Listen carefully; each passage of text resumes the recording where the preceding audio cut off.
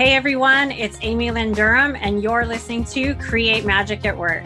Create Magic at Work is on a mission to equip senior leaders with tools they need to be a true servant leader and actually understand what that means. Improve employee engagement, retain top talent, and transform your workplace culture to have less stress and drama. So let's start making magic.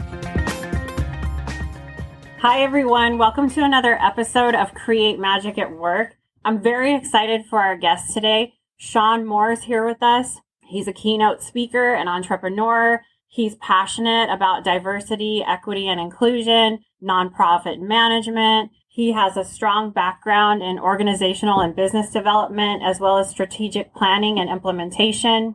I asked Sean to be on the show today because I actually have worked with Sean for many years in the past, and I wanted him to bring his expertise in diversity, equity, inclusion, and change management and his thoughts on that to all of our listeners. So Sean, welcome to the show.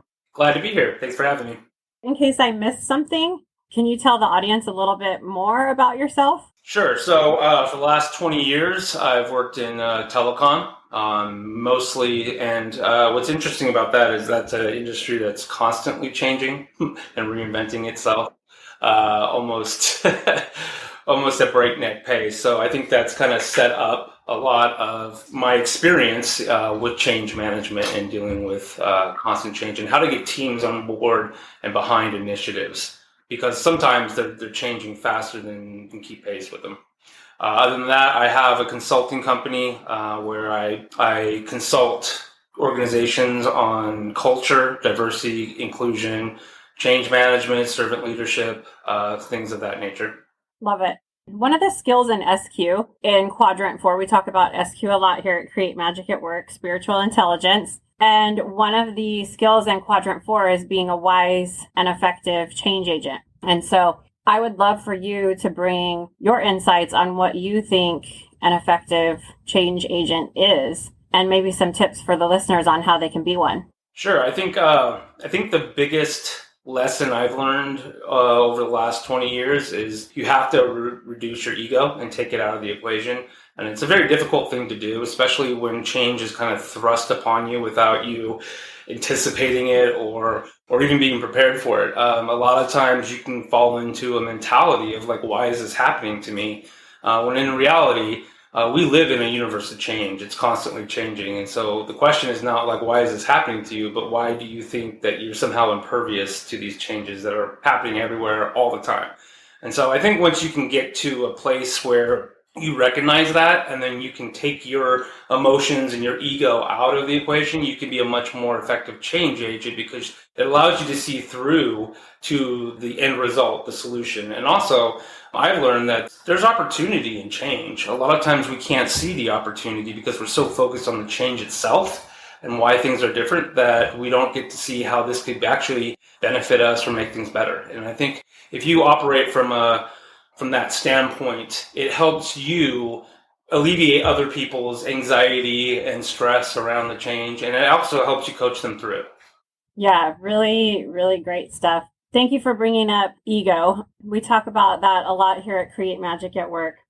Skill 5 in SQ is learning how to differentiate your ego from your higher self. And it's that place within you that the higher self is that place within you that comes from wisdom and compassion. And when you were talking about how everyone experiences change and how you get frozen or you fight or you run, fight, flight, freeze when you feel attacked or when you're in that ego mode, that was so insightful. I just want to repeat what you shared, that these are experiences that everyone goes through. And it's not just you that's experiencing things. And we talk about also, why not you, right? Yeah. Why did you think you would be exempt from the universe's changes that occur? Right? Yeah. And I think when you highlight that, you realize, it is my ego that we're talking about there, right? Because you realize you're part of something bigger and that it's almost ridiculous to assume that somehow you would not be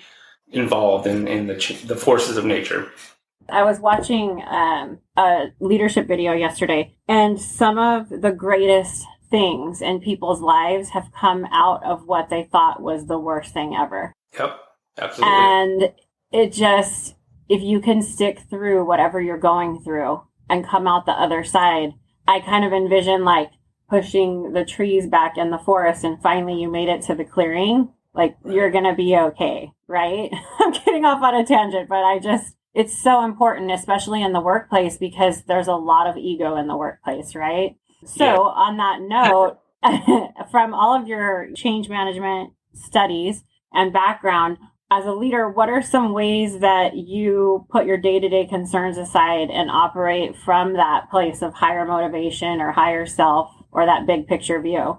Well, one thing I have to do is make time for myself, and I have to be kind of regimental about that. So I need, it's very difficult to wake up in the morning. You have all these concerns on your mind and then jump straight into work because you carry all that with you. And so for me, I'm very clear about setting intentions, right? So going through the day, saying, okay, this is what I want to accomplish. This is what's important. If it's something that's in my personal life that doesn't necessarily reflect within the workplace, I take time to reflect, meditate, whatever, exercise. I go for a walk in the morning, clear my head.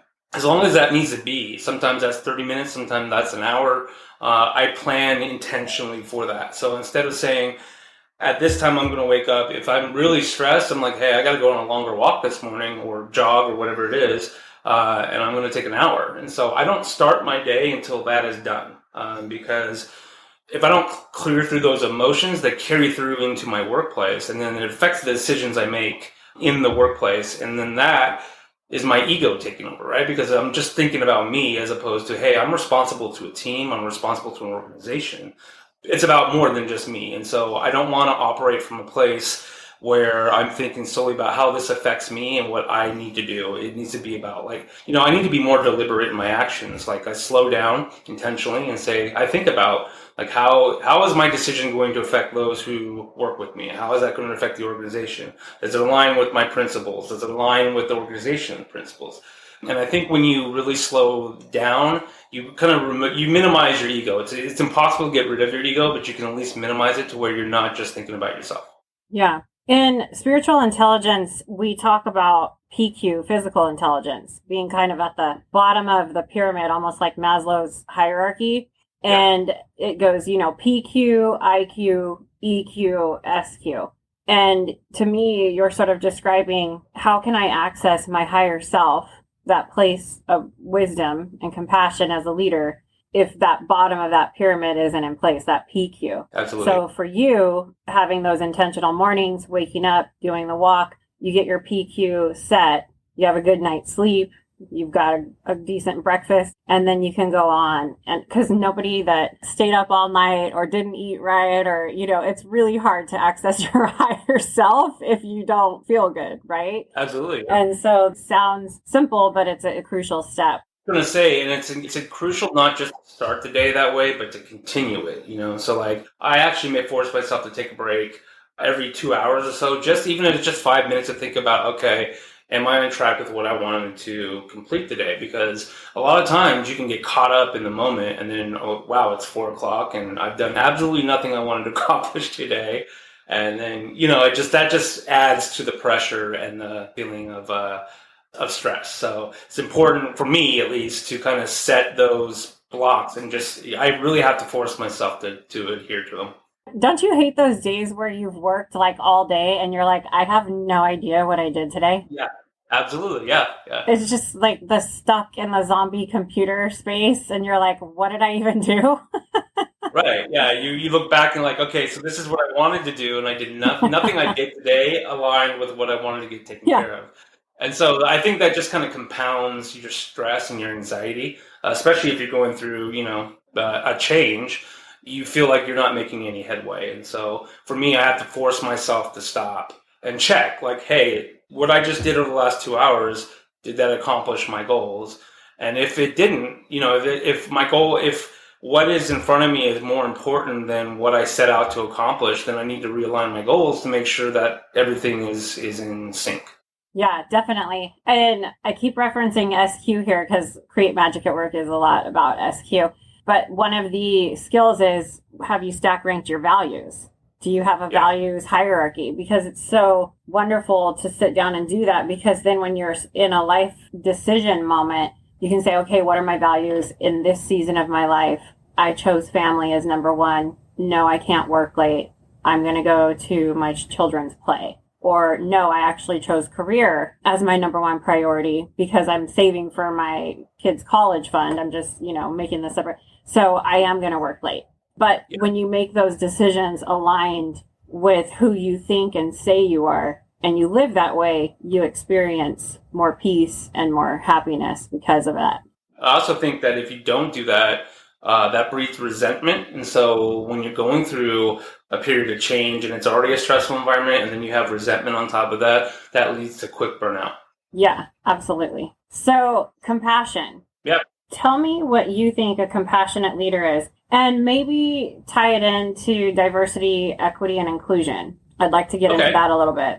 I think a compassionate leader, if I were to define it, would be someone who recognizes that all of us go through struggles. They might be different, but we're all struggling with something.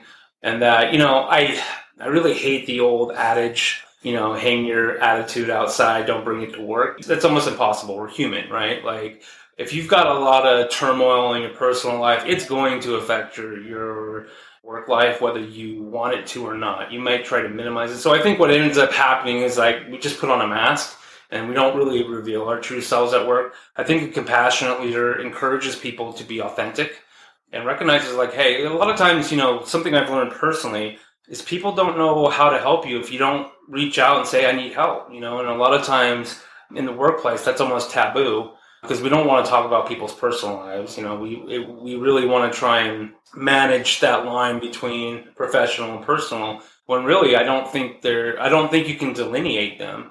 Just to give you an example, just talking to your employees, I hate to say employee, let's say team members, just talking to your team members, you get to understand where they're coming from, and that helps you make better decisions that impact them in a meaningful way. So, for instance, let's say you were my coworker, you had childcare at 5, and I called my team meetings at 6:30. You will probably be hesitant to say, hey, I can't do that. And if I don't know that about you, I'm making a decision that's always going to put you in this predicament. And that's not a compassionate leader because I'm just making decisions that are in what I think are the best interests of the group. Yeah, really good. And I think when you said, hang your attitude outside, it reminds me, we can't do that. And we've talked in the past on past episodes, and I've talked with clients, I want to put the mask down. I've heard people say, I want to be my authentic self. And the most profitable and productive thing a company can do, which is so amazing to me that it's a win-win, is foster that environment where employees, leaders, everybody can be their authentic self. And maybe instead of saying, hang your attitude outside, maybe we switch that to try to leave your ego at the door and work from a place of your higher self. Because if I'm operating from my higher self, by default, people around me will start rising to that occasion and they'll start operating from their higher self. So I love how you mentioned that. I want to talk about your background in diversity. And if you're comfortable, can you sort of share your journey as far as how you started at work, how you got into that, and how you ended up studying and being a speaker for change with that? Yeah, absolutely. I think my first kind of real taste of diversity and inclusion was when we worked for GameStop and they were pushing the employee resource groups. So I was the president of Alliance and kind of helped get that off the ground with goals, initiatives, membership, trainings. And so that kind of gave me a real taste for diversity and what things could be. Because as you're aware, you're the president of Women at Tech Brands.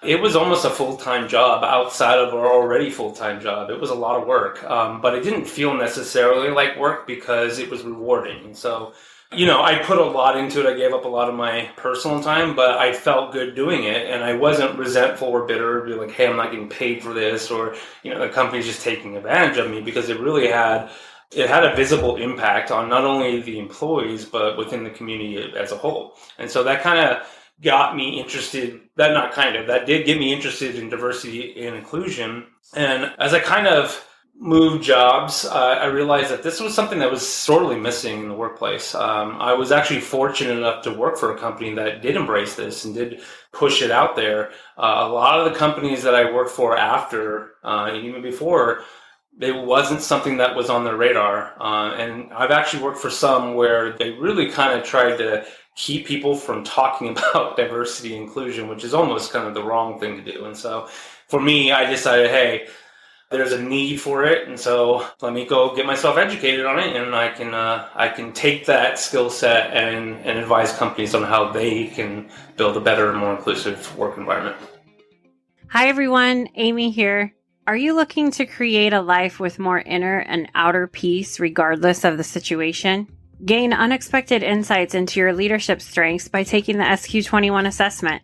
Expand your understanding of leadership skills like being a wise and effective change agent, servant leadership, and get tips to operate from a place of peace and wisdom from within. The SQ21 assessment, a faith-neutral instrument, allows you to examine where you are today on developing and sustaining the 21 skills of spiritual intelligence. I'm a certified SQ21 coach, and I offer a one-time, one-on-one experience with the SQ21 assessment that helps you have less stress, more balance, and bring more value and meaning to your work and your life. Go to createmagicatwork.net and click Work with Me to get started on your transformational journey.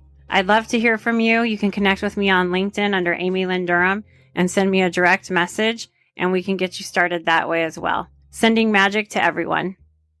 And so in hearing everything that you're saying, I have quite a few thoughts.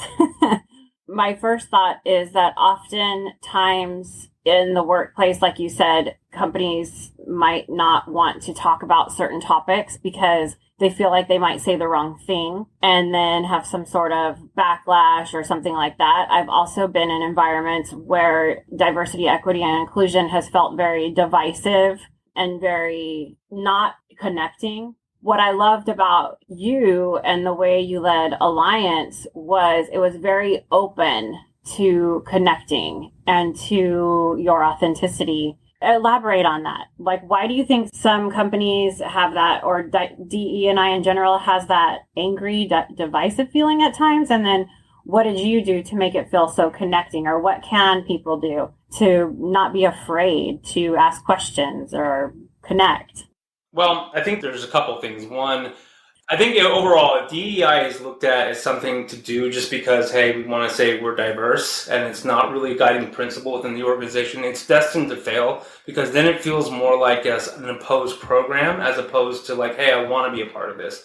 And I think the reason that a lot of companies minimize people from talking about certain topics is because they're not equipped to handle themselves. Like, you have to first educate yourself in order to be able to handle that conversation. And if it's not something that they're interested in, then I think their knee-jerk reaction is just to, okay, we're not going to talk about this in the workplace. But the reality is we're all humans, we all interact. And we're going to talk about our personal lives. You know, like being an LGBTQ member myself, I remember many times where people would ask, hey, you know, are you married? And it's like, okay, I'm stuck with this decision. Do I tell them I'm gay? Do I say no? If I say no, they're going to kind of be like, that's weird. Like, that's because I come off as kind of like dismissive. You know, there's a lot of things that go into it. And it's not just unique to LGBTQ members. You know, women in the workplace face that. Minorities in the workplace face that. Differently able people face that. There's all kinds of things that just through everyday interaction force us to put the mask up because we're not taught in a corporate environment how to talk about that openly and acceptingly. And so I think that leads to that. And then when I was at Alliance, how I really wanted to come about it was really just, it's, you know, I focus on it's not just for one community. It's for everyone.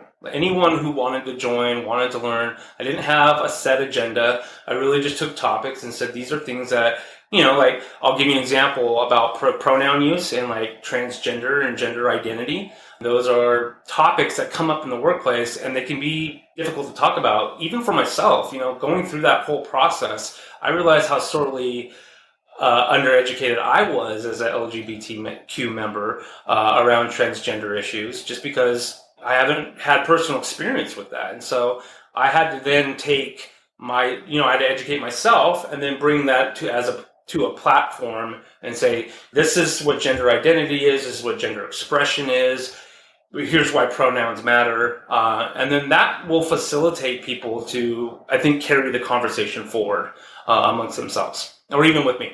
Yeah, really good. I think the self-education piece is very important.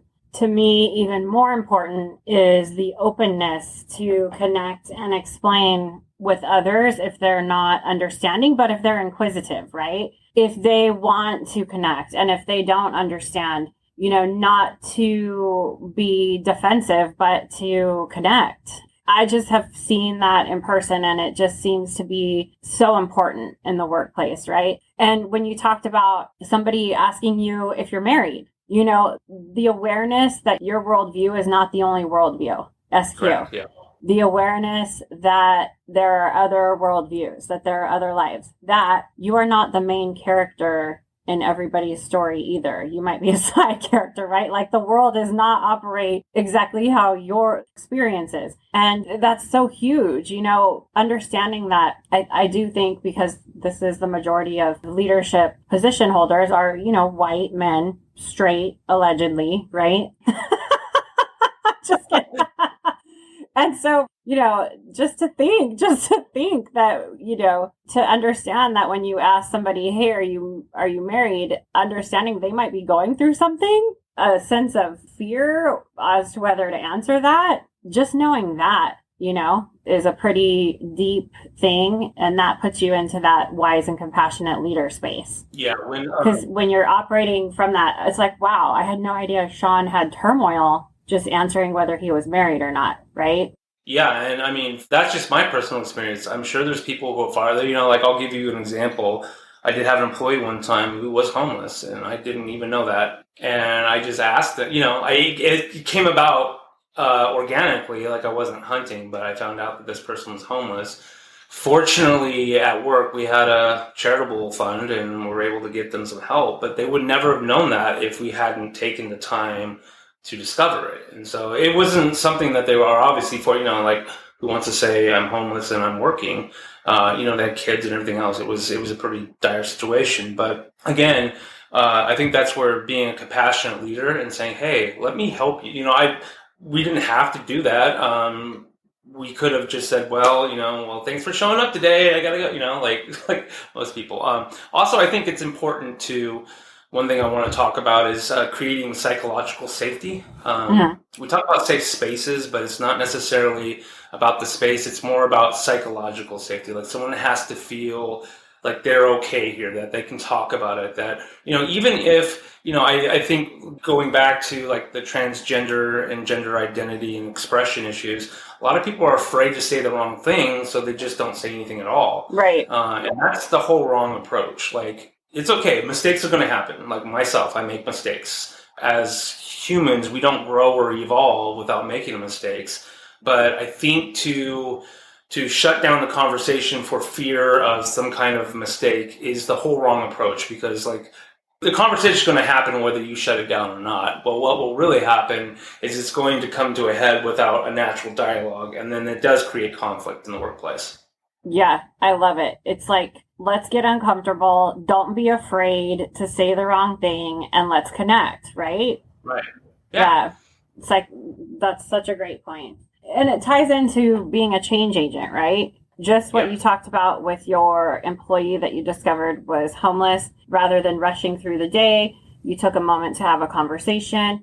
Wise and compassionate decisions, being a change agent. If you're a change agent in the workplace, you do not rush to quick fixes. You stop and you take a moment to ask more questions to uncover the real root cause of the problem. And then you fix that.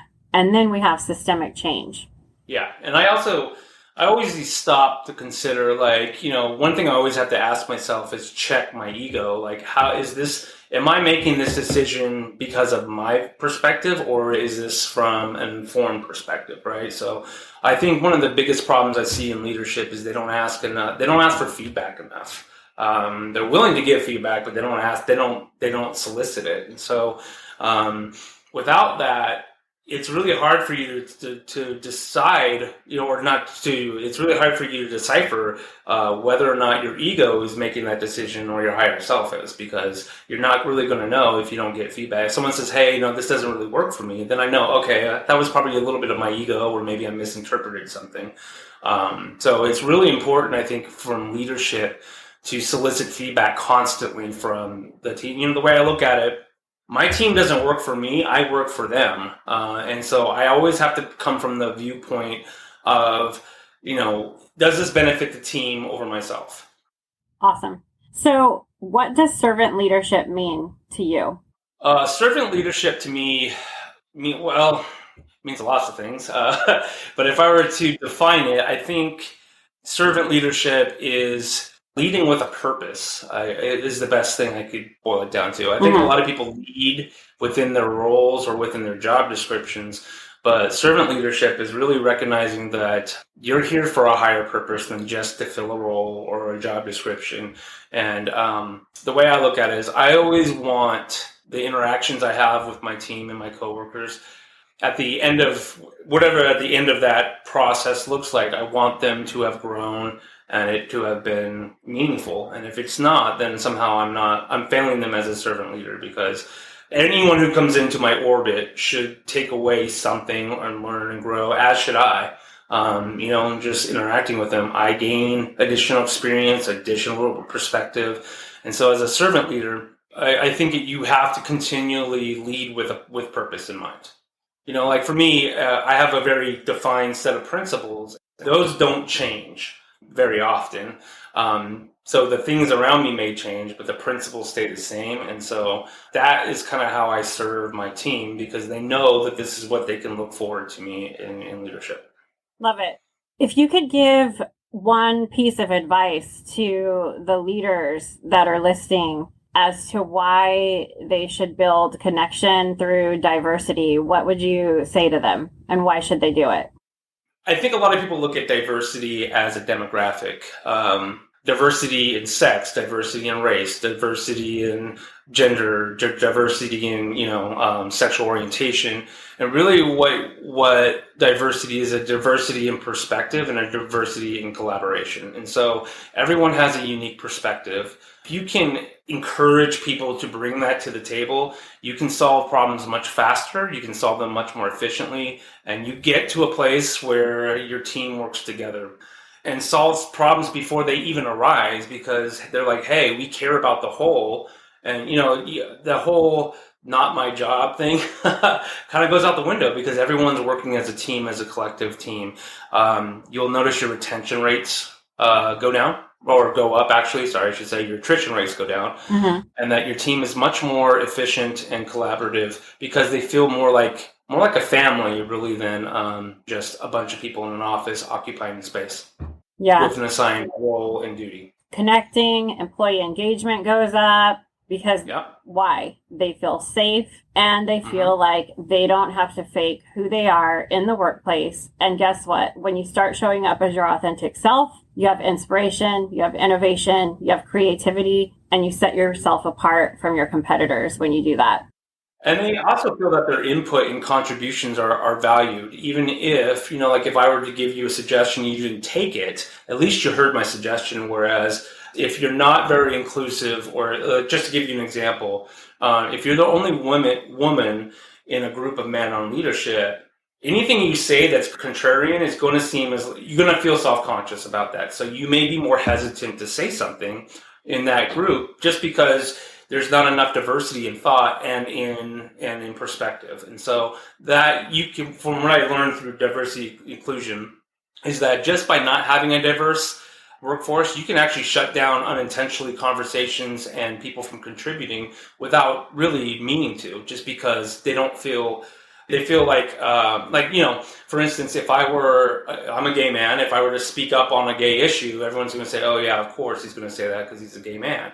And so that creates that environment of where you feel less inclined to contribute, less inclined to say something if you see something's wrong, simply because you're such a greater representation of that minority. Yeah. And as a leader, having that knowledge is so important, because then you really make sure that those individuals get a voice. Right. And it doesn't have to be divisive or anything angry. It's just the knowledge there that, wow, maybe this person, we need to hear them and make sure we hear their ideas, right? And then they feel connected.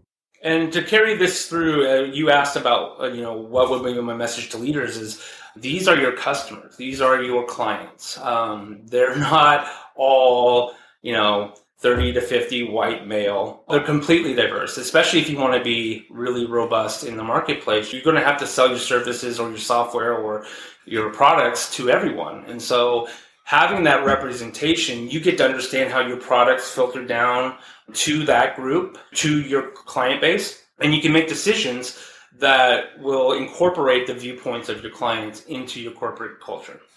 Yeah. Quantum leadership at its finest. Yeah.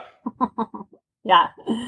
Okay, Sean, I'm going to pull a card for you. I do it for every guest from my journal prompt card deck. It's a message from the universe for you and for everyone listening. Okay. All right. This one's jumping out. Oh, so we got passion. Okay. Everyone's affirmation listening is, I have great power within, and I recognize when inspiration strikes me. We had a very inspiring conversation today, so that was cool. And answer this question. Okay. With regard to my career, what am I passionate about? What I'm really passionate about, I would say, is understanding other people's worldviews, because that broadens mine. And so, for instance, I don't always agree politically or even spiritually or emotionally with everyone, but I do want to understand. I don't think that there's a one truth out there, like our whole collective truth comes together. And so I want to understand, like, why I want to engage people. Let me give you an example. I relocated from California to Texas. And as I've mentioned earlier, I am a member of the LGBTQ community. And so I don't want to say it's contentious, but there are people who they don't understand viewpoints. And likewise, I didn't grow up in a religious household, so I don't understand some of the things that go into a religion. And so what really took a lot for me is to seek that out and understand, like, why would someone come from this viewpoint, right? And not from a place of indictment, right? But more like, what, maybe their experience is different. And what's unique is I wanted to find common ground, because like, you can't really have a dialogue if you don't share common ground. What I found is, although the label may be different, the experiences are not. And so we all at some point want to feel validated. We all at some point want to feel accepted. We all at some point want to feel loved. And we've all had the absence of that in our life. And so if you can speak to that, I think you can understand that, like, we're not different. Like, like, you may not like LGBTQ people, but you can understand their struggle. And that gives you much more humanity in understanding, like, why these things are important, as opposed to just saying, it's not an issue I care about. In skill 19 for SQ, there's an exercise you can do for making wise and compassionate decisions. And you close your eyes and you envision that other person. And you say, just like me, this person is trying to avoid pain. Just like me, this person wants to experience joy in life. Just like me. And it goes on, and it opens up that space. And that another skill, yet again, we're talking about a lot of skills today. That's good. That is the awareness of the interconnectedness of life, right? It's all tied together. So Thanks for sharing that. That was really profound, actually. Yeah. Sean, where can people get a hold of you if they want your consulting for diversity or your anything? Share where they can get in touch with you. Well, you can reach out to me at Sean V. Moore. That's SEAN, V as in Vincent, Moore, MOORE, at gmail.com. Or my cell phone's always on, 510-366. Wow, giving out your number on the air. That's big. Yeah. That's courageous right there. And then also... Lead by example. Okay? And then also LinkedIn, right? You're on LinkedIn under Sean Moore. Oh yeah, LinkedIn, linkedin.com/Sean dash Vincent dash more. Well, I just want to thank you from the bottom of my heart for having this conversation. I want to thank you for your courage to step forward and be your authentic self in any space in your life. And when you do that, you lead the way for others to take their mask off, and we have a much more connected world. So thank you for everything you shared today, and thank you for that. Thank you for having me. I really enjoyed it. Hey everyone, it's Amy here. Thank you for listening to the latest episode of Create Magic at Work. And please come back often and subscribe, rate, and review the podcast. Keep joining us for more exciting episodes where we help you transform workplace culture to systems that create less drama and stress and have high productivity and profitability. You can get your own tools for the workplace at createmagicatwork.net. I have a new Create Magic at Work, the journal that just released, and it invites you to reflect about different themes for work and your career. Each section of the journal contains a topic, an affirmation, and 2 prompt questions to help you journal your thoughts. Topics are like inspiring others, mentorship, expansion, and productivity. So connect with me at createmagicatwork.net. Also connect with me on LinkedIn under Amy Lynn Durham. Sending magic to everyone, and see you next time.